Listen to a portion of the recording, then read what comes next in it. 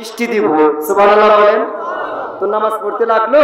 খাজা গরিবউদ্দিন পঞ্চাশের হুজুর পাকের মা নামাজ পড়ার আগে ওনার জাই নামাজের নিচে চিনির পুটলা রেডি করে রেখে দেয়। জবান খুলে বলে আল্লাহু আকবার। দিছে কিন্তু আল্লাহ বান্দার মাধ্যমে দিছে। কথা বলুন ঠিক কিনা? বান্দা কি কিছু দিতে পারে?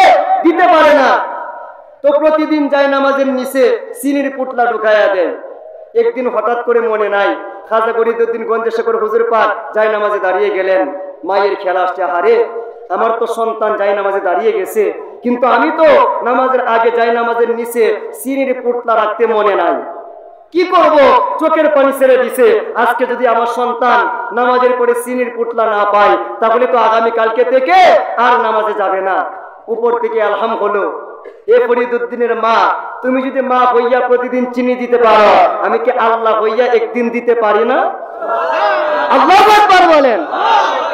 জাই নামাজ উল্টায় দেখেন আবার চিনির পুটলা খাইলেন। কই এত মজা আগে পাই নাই, মজা কেমনে পাইবেন? আজকের মজা দিয়েছেন রব্বুল আলামিন। ওলি আল্লাহদের মা, বড় পীরের মা বন্ডামি শিখাইছে, মারে ফতের গুরু শিখাইছে, মারে ফতের ওযু শিখাইছে।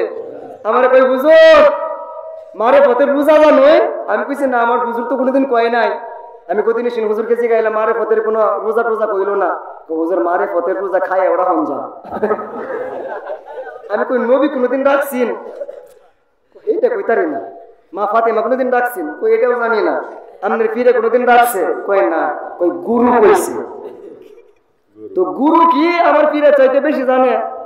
আমার পীর না খায় রোজা রাখে, আর এই গুরুরা খায় খায় রোজা রাখে। এই গুরু পাইলে শর্ট দেওয়ার দরকার আছে না? সম্মানিত বাবাজিরা, পবিত্রতা ধরে রাখার চেষ্টা করবেন। মা বোনেরা পর্দা করার চেষ্টা করবেন।